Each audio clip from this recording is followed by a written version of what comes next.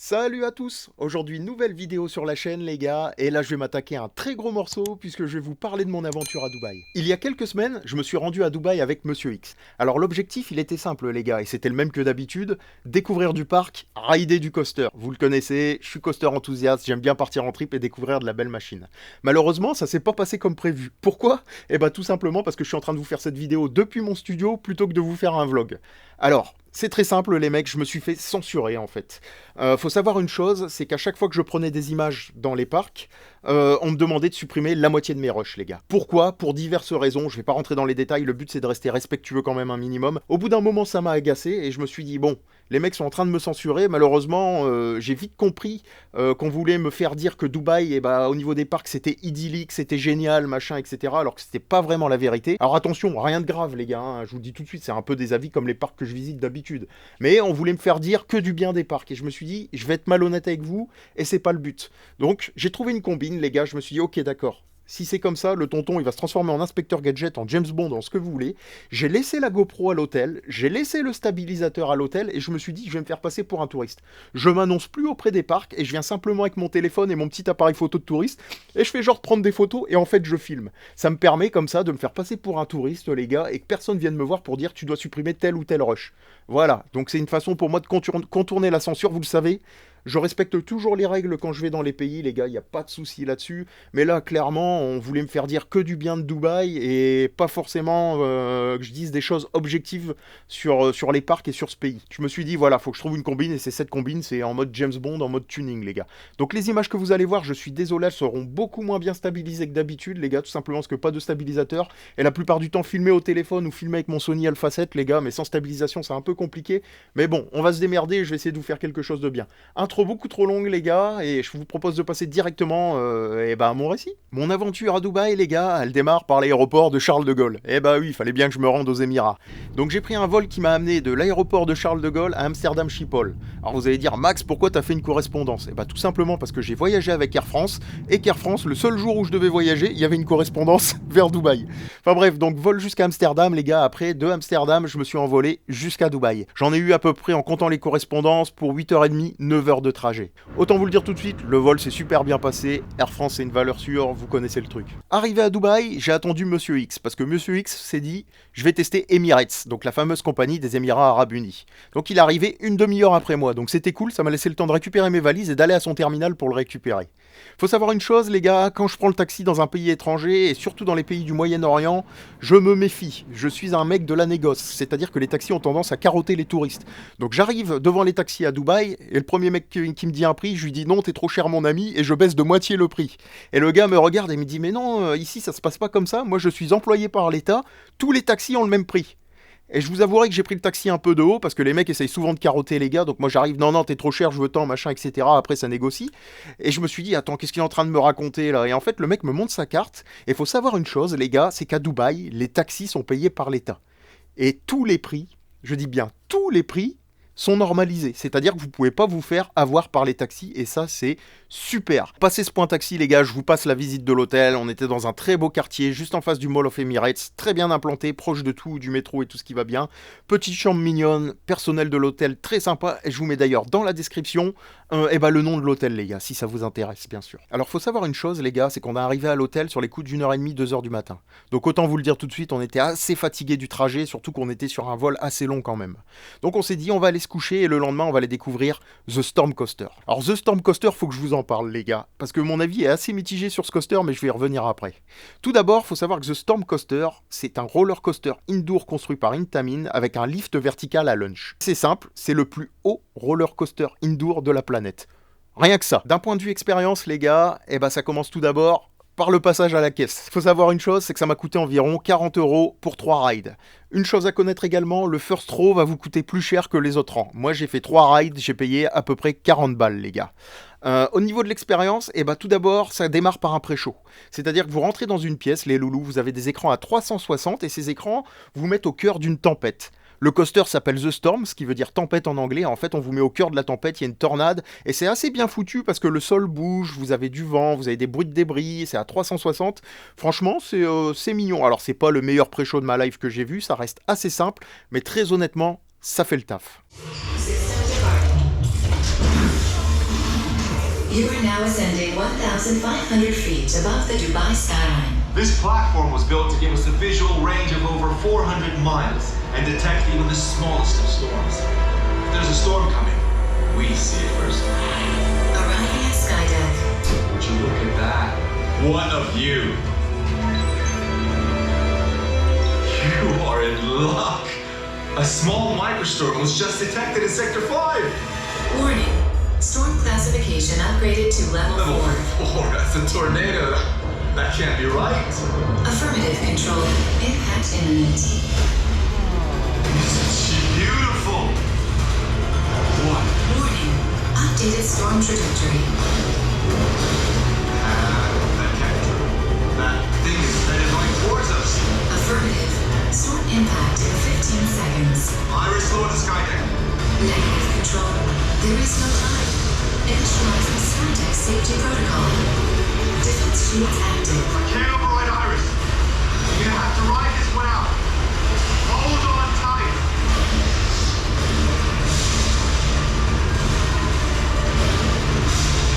Warning. Mechanical failure. You're in the eye of the storm. This isn't over yet. Brace yourselves.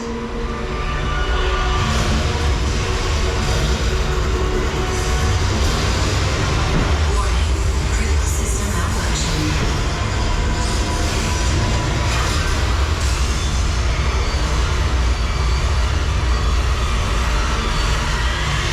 Brakes engaged.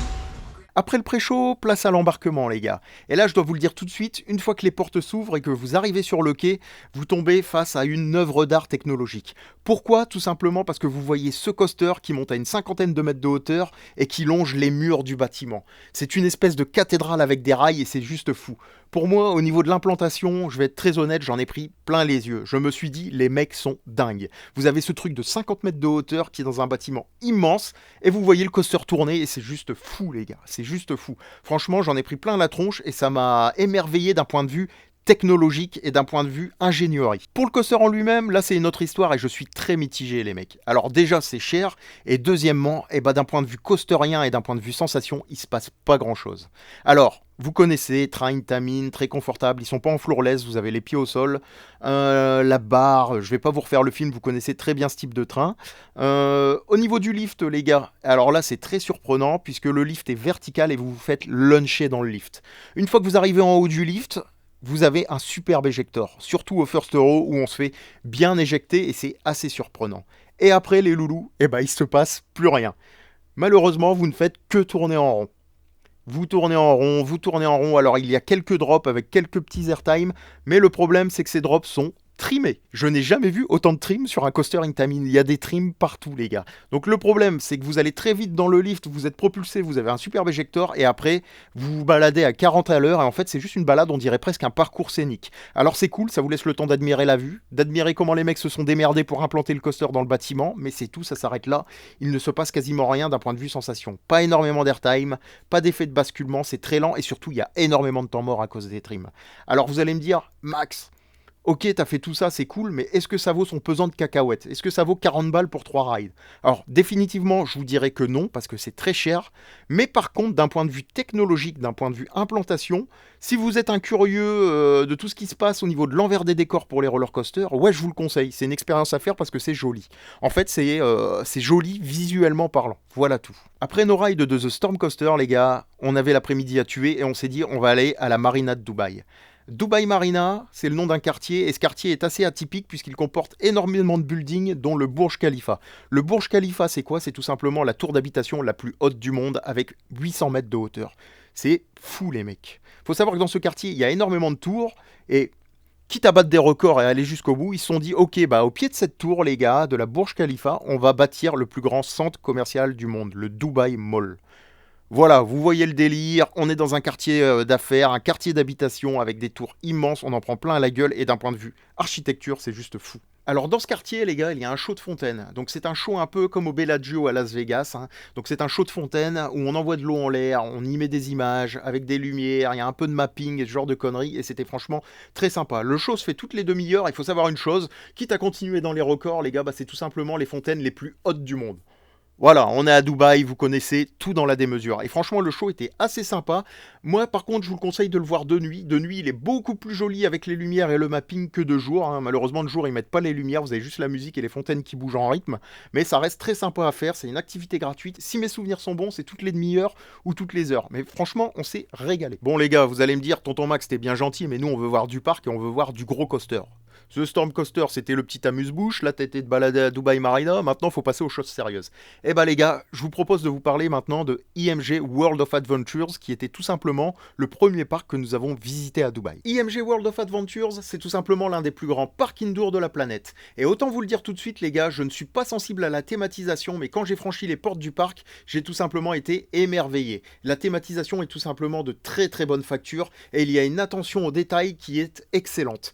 Alors on ressent clairement les inspirations à la Disney, à la Universal et peut-être même à la Fantasyland parce que quand on voit leur top spin, on peut se poser des questions, mais ça j'y reviendrai plus tard. Alors vous le savez les gars, ce n'est pas un secret, je suis avant tout un coaster enthousiaste. Donc avec Xavier, nous nous sommes dirigés directement vers le premier coaster du parc et celui-ci était Predator.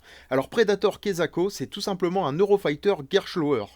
Et ce coaster, les gars, je vous le dis tout de suite, je vous spoil, il nous a littéralement violés. Cette machine porte très bien son nom. On en a pris plein la gueule, notamment avec le harnais qui est venu nous trancher la carotide dans chaque transition du coaster. C'était un enfer. D'un point de vue coasterien, les mecs, c'était clairement pas la panacée.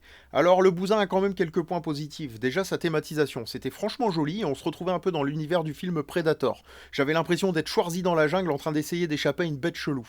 D'un point de vue coasterien pur et dur et d'un point de vue sensation, et bah ça se défend un petit peu quand même. La first drop était pas mauvaise, le loop était pas vertical donc c'était bien chargé en G et le reste du layout, et bah c'était plutôt bien fourni en airtime et puis en petits effets de basculement tout mignons. Par contre les gars, il faut le dire, à chaque transition, notre carotide se faisait littéralement violer par le harnais. On se faisait trancher la gorge par le harnais. Le truc a clairement été dessiné sur Roller Coaster Tycoon 3. On se prenait des baffes dans chaque transition, c'était vraiment pas agréable. Alors malheureusement, le bousin a un débit vraiment dégueulasse. Faut savoir une chose les gars, on était une dizaine dans la file d'attente, il n'y avait qu'un train et les opérateurs avaient la fâcheuse habitude de blaguer et de parler entre eux et de faire un dispatch tous les 5 minutes. Ils avaient clairement leur temps les gars. Donc on était une dizaine dans la file d'attente et on a attendu un quart d'heure pour rider le bousin. Voilà tout, donc petite déception au niveau des opérations, déjà que le coaster est pas tip top, faites au moins en sorte les gars que vos opérations soient bonnes, mais là c'était pas le cas. On a ensuite enchaîné avec Xavier pour aller rider Velociraptor. Alors Velociraptor Kezako, je vais faire simple les gars, c'est tout simplement un des clones de Blue Fire.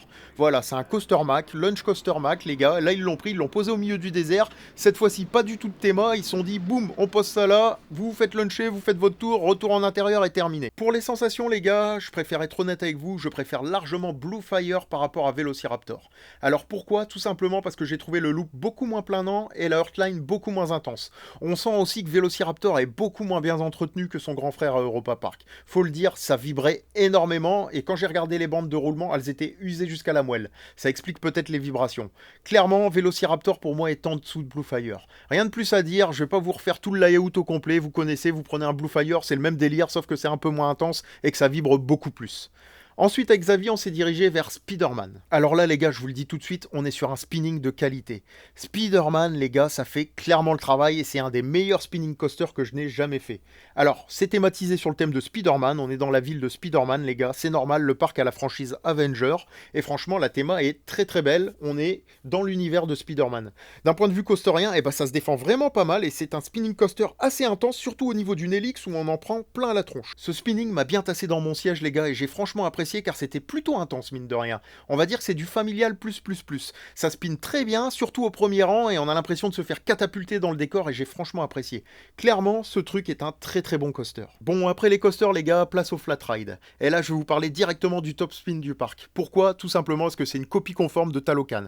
On est sur le même modèle et clairement au niveau de la théma, on est sur une grosse inspiration, si ce n'est pas une copie d'ailleurs, parce que franchement, c'est assez flagrant. Alors le truc est censé être thématisé sur Loki et sur Store, mais on sent clairement l'inspiration Talocan avec le décor derrière. Mine de rien, quand j'y repense, il était vraiment pas mauvais ce Top Spin. Le programme était vraiment bon et c'était vraiment intense. Hein. Franchement, les mecs, ils ont poussé le vice de copier l'intensité de Talocan. Balèze. J'en profite également pour vous parler des simulateurs du parc, les gars. Alors franchement, le meilleur selon moi était Hulk. Alors Hulk, c'est un peu comme chasseur de tornades. Vous avez des écrans à 360 et vous avez toute la salle qui bouge, le sol qui bouge, qui tourne, etc. C'était franchement pas mauvais, mais par contre, il y avait un gros défaut, c'est que ça partait dans tous les sens.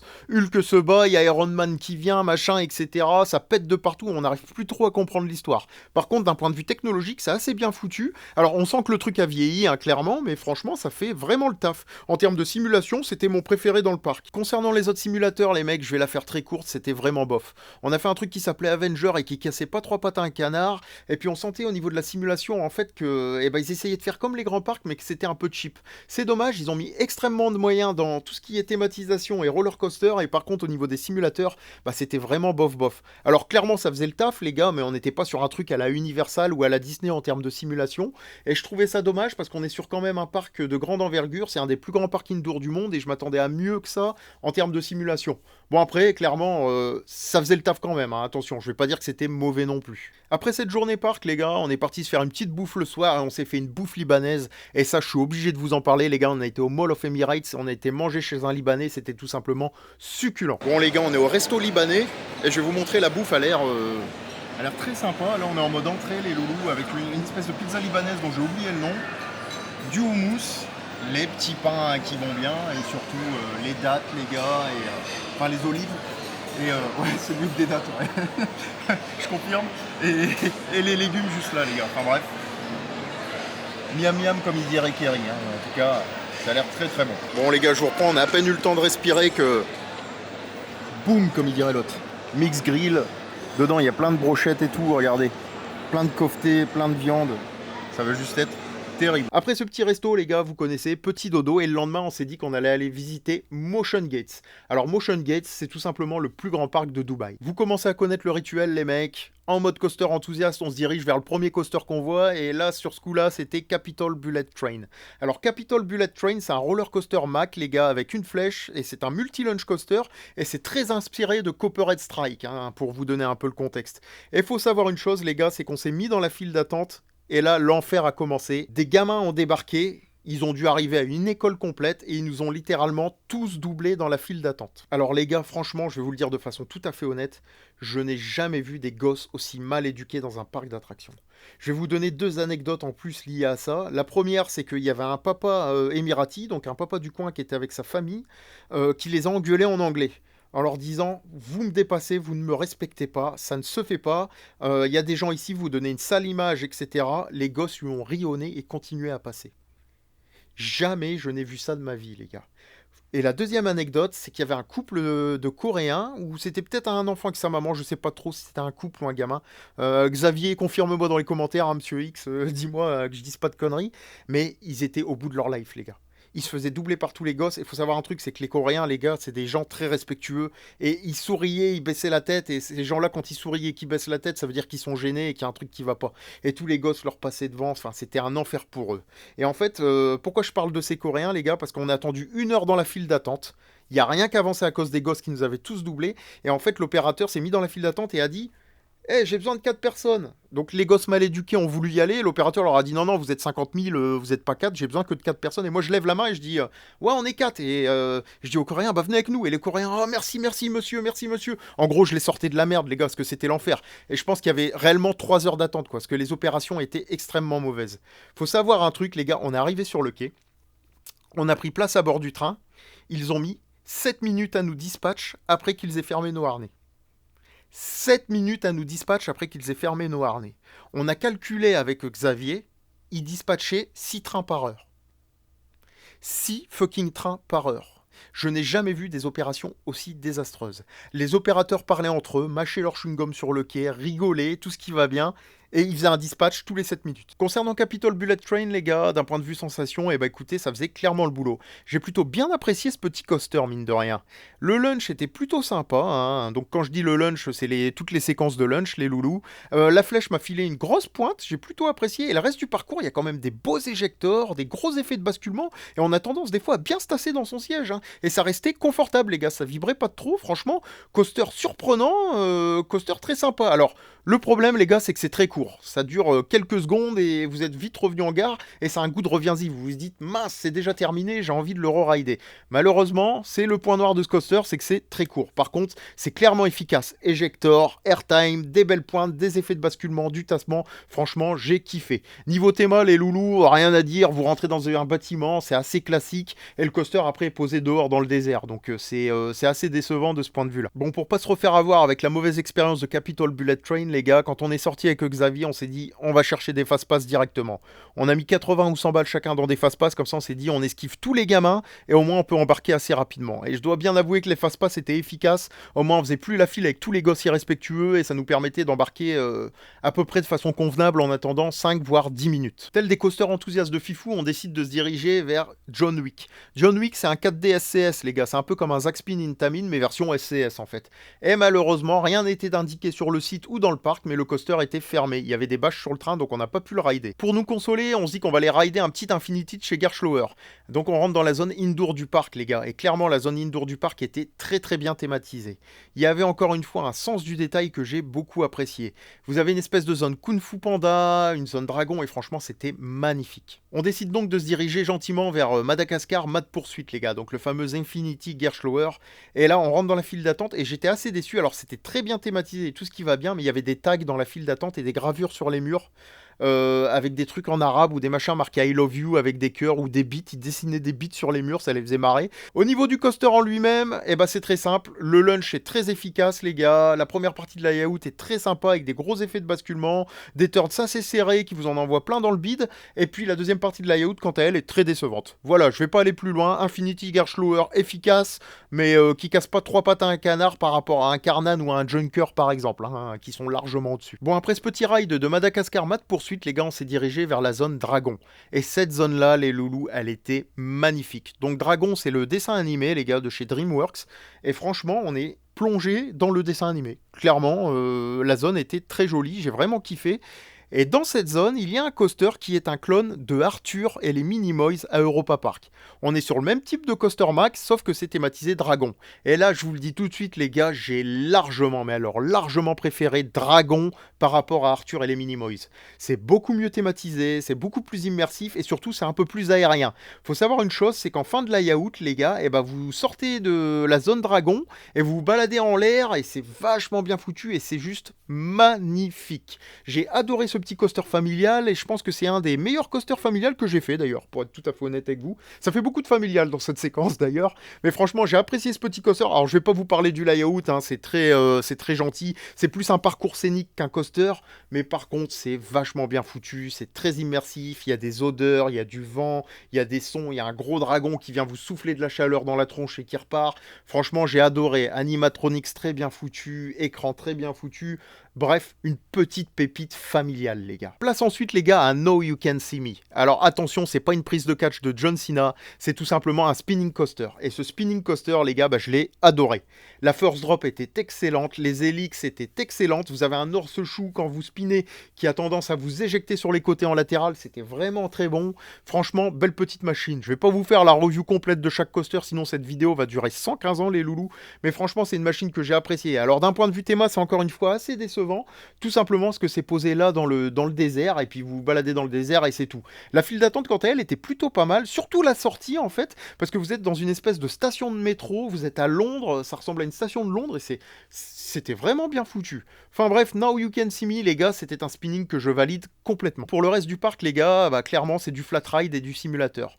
Bon, je vais pas forcément rentrer dans les détails parce que tout n'était pas super bon. Clairement on a fait Aerial Tour qui est un flying theater qui était vraiment mauvais et le film film en plus était décalé par rapport au mouvement du Flying Theater, donc c'était un peu dommage. Il y avait des bugs son également, et le film s'est coupé tout d'un coup, et les mecs nous ont sorti. J'ai dit ok, d'accord, on n'a pas cherché à comprendre, ça faisait vraiment le truc cheap, mais à mort. On a fait ensuite l'Hôtel Transylvania, donc c'est tiré du film, vous savez, c'est un peu le Dracula là qui ouvre un hôtel, il y a plein de bêtes, etc. Et là encore une fois les gars, déception, il y a la moitié des animatronics et la moitié des effets qui ne fonctionnaient pas. Donc on passait dans les pièces, il y avait des animatronics qui étaient censés bouger, il y avait des objets qui étaient censés bouger, etc. Et là rien ne bougeait, et il n'y avait même pas la musique. Le son était coupé, en fait il tournait en mode dégradé malheureusement. Donc on a été assez déçus au niveau de ce Dark Ride. Faut savoir une chose, c'est que c'est simplement un petit Dark Ride qui se balade dans l'hôtel, et vous passez de salle en salle, hein, c'est un parcours scénique, et normalement vous avez des animations, des écrans, des trucs, mais là rien ne fonctionnait, donc on a été très déçus à ce niveau-là également. Faut également que je vous parle de Kung Fu Panda les gars. Alors Kung Fu Panda c'est tout simplement un cinéma 4D où vous prenez place dans des barques. Faut savoir un truc, c'est que ces barques sont vraiment pas confortables. Les assises c'est des assises en plastique qui vous pètent le dos, vous avez une lap-barre, et je vais vous dire un truc, là franchement on s'est fait violer les gars, on s'est fait violer parce que en fait les mouvements sont extrêmement violents. Le truc est monté sur vérin, mais ça met des coups à droite à gauche, boum boum boum, c'est vraiment pas souple, et on s'est fait démonter. Je suis ressorti de là, j'avais mal au dos les gars. Au niveau du film, clairement c'est exactement le même film qu'à Universal Hollywood les gars. Clairement le même film, vous le suivez dans une barque, le panda là, il va jusque dans un temple, il se bat, machin, etc. Bref, ça cassait pas trois pattes un canard, mais je souhaitais vous en parler parce que si vous prenez place à bord là-dedans, les gars, faites gaffe à votre dos, ça va vous démonter. Pour en revenir à Motion Gates, les gars, je vais simplement conclure en vous disant que c'est un parc qui a du potentiel. Il y a des coasters intéressants. Malheureusement, c'est un parc qui est très très mal géré en termes d'opération. C'était vraiment dégueulasse. Alors, on a payé assez cher aussi le billet. Je crois qu'on a payé 80 balles. Est-ce que ça les valait si vous n'êtes pas chasseur de crédit, je dirais non. Après, si vous êtes chasseur de crédit ou vous êtes en famille, à la rigueur, ouais, venez faire un tour, ça fait le taf. Par contre, s'il y a des gosses, les gars, attendez-vous à l'enfer. Bref, je vous propose de passer la page Motion Gates et de vous parler d'un nouveau parc. Bon, les gars, c'est le moment où je vous parle de Bollywood dans la vidéo. Et là, on s'attaque à un gros morceau. Tout d'abord, petite anecdote pour démarrer, les loulous. Je suis arrivé devant l'entrée du parc, il faut savoir que j'avais un billet interchangeable. C'est-à-dire qu'avec mon billet, je pouvais soit aller à Motion Gates, soit aller à Bollywood. J'avais fait Motion Gates la veille. Je me suis dit, le lendemain, je fais Bollywood. On est arrivé à l'entrée, les gars. Le mec de l'entrée qui devait scanner nos billets nous a dit, les gars, êtes-vous sûrs de vouloir rentrer à Bollywood? Vous avez des billets interchangeables, vous pouvez aller à Motion Gates. On lui a dit non, nous on est des fous, on veut aller rider. Oui, on veut rentrer à Bollywood. Vous êtes sûr? On lui a dit oui. Ok, il a scanné nos billets, il nous a laissé rentrer. Et au début, j'avais pas compris pourquoi il nous avait dit ça. Alors je savais que le parc avait une très mauvaise réputation et que c'était éclaté, on me l'avait vendu comme ça. Et bah clairement les gars, c'était pire que ce qu'on me l'avait vendu. Et je comprends pourquoi le gars nous a tout simplement dit, êtes-vous sûr de vouloir rentrer? C'est simple les gars, on est rentré dans le parc, tout était fermé. Tous les coasters qui étaient censés tourner étaient fermés, la grande roue était fermée, les flat rides étaient fermés, il ne restait plus que le Star Flyer, les gars, et un espèce de truc qui tournait en rond, et c'était tout. Alors Bollywood, les gars, c'est tout simplement un parc d'attractions thématisé sur le thème de l'Inde, et plus précisément sur les films indiens. En fait, Bollywood, c'est comme Hollywood, c'est une industrie cinématographique, sauf que là, c'est l'industrie du film en Inde. Au niveau du parc, tout était fermé, les gars. Rien n'était précisé sur leur site internet, rien n'était précisé à l'entrée, et tout était fermé, et on ne savait pas pourquoi. On s'est contenté de 2 flat rides, comme je vous disais précédemment, le Star Flyer et un truc qui tourne en rond. Je vais pas vous donner de détails là-dessus, les gars. Flat ride classique, hormis que c'était thématisé sur le thème de l'Inde. Ce parc, en fait, les gars, il récupère tous les coasters du projet Six Flags Dubai. Malheureusement, c'était un projet de parc qui a été abandonné, et Motion Gates et Bollywood, récupèrent les coasters qui étaient prévus pour ces parcs-là. Parce que les coasters ont été commandés, ils n'ont jamais été montés, et en fait ces parcs les récupèrent. Motion Gates a récupéré ces coasters et les a montés, ils sont à disposition du public, ils sont ouverts, il n'y a pas de souci. Et Bollywood, eux, ils les ont stockés dans le fond du jardin. Ce qui fait qu'à Bollywood, vous pouvez voir par exemple un hyper coaster stocké comme ça, là, dans un terrain vague, qui attend d'être monté depuis 10 ans. Notre visite nous a permis également de voir le Wooden, et là je dois vous dire un truc les gars, c'est que ce fameux Wooden, il donne vraiment envie. Alors il y avait une petite pancarte qui marquait « Va ouvrir prochainement, un opening soon », mais toujours pas de date d'ouverture, et les courbes de ce truc, franchement, moi je me suis dit, ça a pas l'air mauvais, mine de rien. Alors, est-ce que ça va faire que je vais revenir à Bollywood? Pas du tout, parce que clairement, on s'est emmerdé, il y avait rien d'ouvert, 2 trucs d'ouvert et des shows balèques, les gars, mais le coaster avait l'air vachement attirant. Pour le parc, je peux rien vous dire de plus, hélas. On a regardé un show là où ils dansaient, il y avait 4 pauvres danseurs et ils dansaient, ils étaient pas en rythme. C'était vraiment un show un peu cheap sur des musiques indiennes, musique sympatoche. Mais le reste, les gars, c'était éclaté. Franchement, on s'est emmerdé dans ce parc. Alors la chance qu'on avait, c'est qu'on faisait un parc juste après, on faisait Legoland. Et autant vous le dire tout de suite, Legoland, c'était clairement aussi la rouille. Alors pour Legoland, les gars, je vous le dis tout de suite, là c'est le coaster enthousiaste qui m'a fait visiter ce parc. Il y avait simplement 2 crédits à aller chercher, j'ai été rider les coasters, on a visité l'expo du parc et on s'est barré. C'est clairement un parc à destination du bas âge, des plus jeunes, et je suis pas la cible. Donc je vais pas critiquer le parc, les gars, j'ai rien à dire là-dessus, on a juste fait les 2 coasters et on a été visiter l'expo.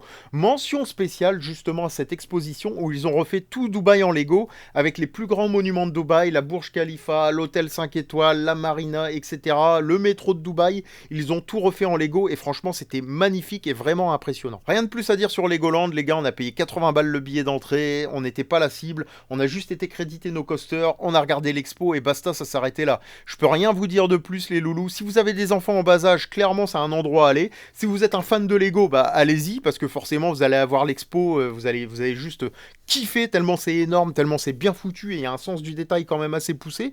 Mais clairement, si vous n'êtes pas coaster fan, les gars, que vous n'avez pas de gamin en bas âge ou que vous n'êtes pas fan de Lego, passez votre chemin. Legoland Dubaï, c'est vraiment la rouille, vous allez vous ennuyer, sachant que le parc en plus est tout petit. Par contre, il faut dire une chose, les gars, c'est que le parc était très bien tenu, il n'y avait pas de tag, il n'y avait pas ce genre de bêtises, les opérateurs étaient très gentils et les opérations étaient bonnes. Là, les opérateurs se bougeaient le cul. Et ça mérite d'être précisé, les gars. À Legoland, les opérateurs se bougeaient le cul. Il y avait un peu de monde, mais ça débitait. Et franchement, j'ai apprécié. C'était bien tenu, il n'y avait pas de tag, pas de gravure sur les murs. Et les gosses, les gars, les gosses qui étaient dans le parc étaient là avec leurs parents et ils étaient très respectueux. Il n'y avait pas de doublage dans la file, il n'y avait pas de trucs bizarres, il n'y avait pas d'insultes, pas de mots en arabe où tu sais que le mec parle mal sur toi. Non, là franchement, les gosses étaient respectueux et ça, il faut le préciser. Hormis ça, j'étais pas la cible, donc rien de plus à dire sur Legoland. Et puis je vous propose de repasser directement sur les activités de Dubaï. Parce que vous pensiez pas que j'allais terminer cette vidéo sans vous parler des activités que j'ai réalisées à Dubaï quand même. La première activité qui me vient en tête, les gars, c'est tout simplement ma visite du Burj Khalifa, qui est la plus haute tour d'habitation du monde. Avec Xavier, on s'est pointé à l'accueil, on a dit « Hello, on voudrait monter tout en haut ». Et les gars nous ont dit « Aujourd'hui, il y a énormément de monde, les gars, on est complet. Il nous reste plus que des formules VIP ». On s'est dit « D'accord, alors... » Je vous le dis tout de suite les gars, on s'est fait saigner. Par contre l'avantage qu'on a eu c'est qu'on était beaucoup plus haut que les formules normales et on avait un salon privé pour nous et il y avait quasiment personne. Donc on a pu entièrement profiter de notre visite et autant vous le dire tout de suite, on en a pris plein les yeux. La vue était folle, franchement vous dominez tout Dubaï, vous voyez la ville à des kilomètres et des kilomètres, c'était juste magnifique. Au niveau de la formule c'était cool les gars parce qu'on avait un ascenseur privé pour nous, on n'a pas fait la queue, on est monté directement tout en haut et en haut il y avait un petit salon avec des mignardises, en fait je vais vous dire franchement les gars, j'ai éclaté le buffet. Je me suis dit le tonton il a payé 200 balles, il est en claquette casquette, il va se régaler. Donc on a déjeuné tout en haut de la tour, on s'est fait plaisir avec le Xavier, on a admiré la vue, on est resté là pendant des heures et on a juste kiffé. On a pris notre petit ascenseur, on est redescendu d'une 30aine d'étages les mecs, et là quand on est arrivé où il y avait tous les gens, on a halluciné. Tout d'abord, faut savoir un truc les gars, c'est qu'il y avait une queue d'environ une demi-heure, 3/4 d'heure, simplement pour prendre des photos devant les vitres. Et les gens faisaient la queue pendant 3/4 d'heure simplement pour faire un selfie, le poster sur leurs réseaux sociaux et se barrer. Donc clairement c'était un gros délire, on a un peu halluciné avec Xavier pour être tout à fait honnête avec vous. On s'est dit non mais les gens en fait ils montent tout en haut. Alors je crois que le prix pour ces étages là ça doit être du 80 balles les gars, 70-80 balles. On s'est dit en fait les gens ont payé pour monter tout en haut, faire la queue pendant une demi-heure, 3/4 d'heure pour être devant une fenêtre et les gens n'admiraient même pas la vue, ils étaient juste là pour... en fait c'était tout dans le paraître, ils étaient juste là pour faire un selfie devant une fenêtre là, tac, avec la vue derrière. Et après les mecs se barraient. Les gens viennent là juste pour les réseaux sociaux et juste pour dire bah voilà j'étais dans la plus haute tour du monde, je fais un selfie, je fais le beau et puis je me casse quoi. Ce qu'ils vous disent pas les gars c'est qu'ils ont fait une demi-heure de queue, voire 3/4 d'heure de queue, juste pour se mettre devant une fenêtre et puis faire leur petit selfie. Donc je me suis dit c'est un peu du nawak. Faut savoir qu'il y avait la queue pour les toilettes, il y avait la queue pour la bouffe, il y avait la queue pour tout en fait à cet étage là. Et faut savoir qu'il y avait quasiment 1 heure de queue pour reprendre l'ascenseur pour redescendre ensuite. Heureusement avec Xavier que nous on avait notre ascenseur privé, qu'on avait notre salon à nous, parce que si on serait passé par ces étages-là, les gars, l'expérience aurait été beaucoup moins bonne pour être tout à fait honnête avec vous. Pour les autres activités, les gars, je vais faire vite. On a été au souk, on s'est baladé au souk de Dubaï, donc qui est juste derrière la marina, et c'est un petit coin intéressant. Alors le problème, c'est que ça fait un peu souk, mais souk capitaliste, on va dire ça comme ça. Clairement, les mecs ont perdu leur valeur pour celle de l'argent.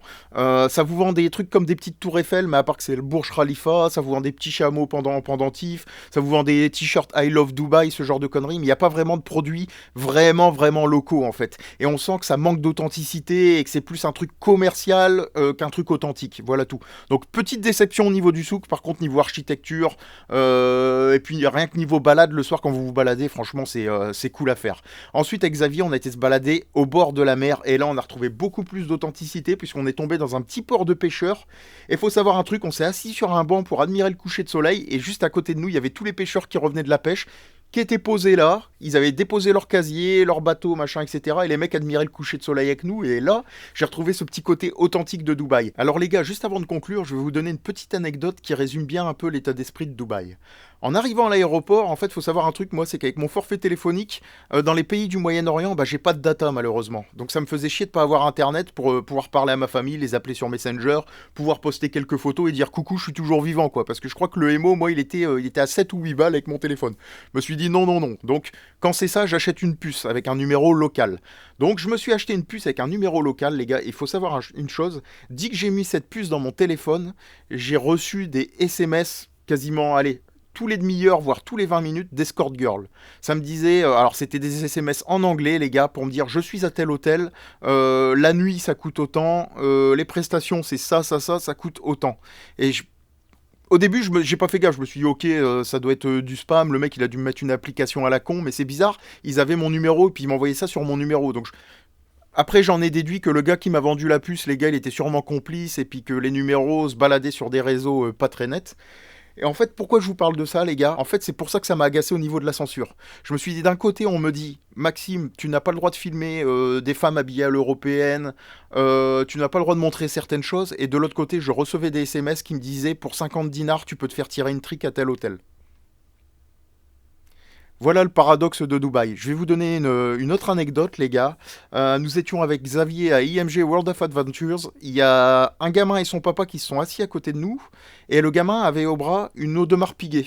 Donc c'est une montre de luxe. Et il avait un collier avec beaucoup de diamants, etc. Et le gosse, il devait avoir 13-14 ans. Et le papa avait une Rolex. Voilà, c'était des gens très fortunés, ça se voyait. Alors attention, je n'ai aucune rancœur envers les gens qui font de l'argent. Moi, quand je vois un gars avec une belle voiture, j'ai pas envie de lui rayer sa bagnole, mais je me dis putain, j'aurai la même dans 5 ans, ça me donne envie de travailler. Moi, je suis dans cette mentalité-là, et c'est d'ailleurs ce qui fait que j'ai une vie plutôt sympa pour pouvoir faire autant de parcs et pouvoir me payer un peu mes tripes comme je veux, parce que je bosse dur et que j'ai pas envie de cramer des bagnoles quand je vois des belles bagnoles. Bref, donc aucune haine envers les gens qui ont de l'argent. Mais là, on était dans le cliché. Mais vraiment dans le cliché du gars qui a de l'argent et qui est hautain à mort. Faut savoir que du moment où ils se sont assis à côté de moi, le gamin déjà m'a dit « Hey, selfie !» Alors moi j'étais un peu gêné, je fais une photo avec lui. J'étais un peu l'attraction touristique à côté de lui. Et le dispatch était un peu long. Le gamin a commencé à engueuler en anglais l'opérateur en lui disant « Hey, tu lances ton truc tout de suite maintenant, on n'a pas que ça qu'à faire, on n'a pas que ça à attendre. » Il a parlé à l'opérateur comme un chien, les gars. On s'est regardé avec Xavier, on était choqués. L'opérateur, sourire gêné, il a fermé le truc, tac. L'attraction a commencé, les gars, il a fait que filmer, que crier, il prenait des photos avec, il y avait des flashs, enfin, le truc à pas faire, il a dérangé tout le monde dans l'attraction, les gars, et bien sûr, il était assis à côté de moi, le gamin. À la fin de l'attraction, l'opérateur a mis un peu de temps à ouvrir le truc, il a engueulé l'opérateur comme du poisson pourri, les gars. Clairement, j'ai jamais vu ça de ma life. En fait, on était clairement sur le stéréotype du gamin qui a 13-14 ans, qui a une montre à 200 000 au poignet, qui est pété d'argent, et qui n'a aucun respect pour les gens. Il n'avait aucune valeur, ce gosse. Je tenais à le dire, les gars, c'est un autre paradoxe de Dubaï. J'ai l'impression que quand tu as de l'argent à Dubaï, eh ben, en fait, tu fais ce que tu veux. L'argent, eh ben, tout simplement, ça te permet de ne pas être respectueux, ça te permet de ne pas avoir de valeur, ça te permet de ne pas avoir d'éducation et ça te permet de faire un peu ce que tu veux. Donc quand tu as du pognon, tu peux aller tirer des escortes gueules pour 50 dinars là, dans un 5 étoiles, tu peux parler mal à des opérateurs, tu peux prendre les étrangers pour des attractions touristiques, bref. Là-dessus, j'étais un peu déçu. Et il y a plein de trucs comme ça qui se sont passés. On va pas épiloguer là-dessus, les gars, parce que la vidéo, elle va être super longue. En fait, les gars, pour conclure cette séquence, je vais simplement dire que Dubaï, c'est un pays qui a perdu son authenticité et qui l'a remplacé par celle de l'argent et du dollar. Voilà tout. On va pas épiloguer. Je vais pas vous donner les détails des autres trucs que j'ai vécu, mais il y avait des trucs hallucinants, les mecs. Et je trouve qu'il y a beaucoup de gens qui manquent de respect aux travailleurs, notamment les serveurs et ce genre de choses dans les restaurants. C'est souvent des étrangers. Et quand c'est des Émiratis, vous verrez, des fois, il y a du manque de respect. C'est un truc de malade mental. Et ça m'a choqué. Je tenais à le dire. dollar. Voilà, il y a un gros manque de respect dans ce pays et je pense qu'il y a une authenticité qui est partie et qui a été remplacée par le dollar.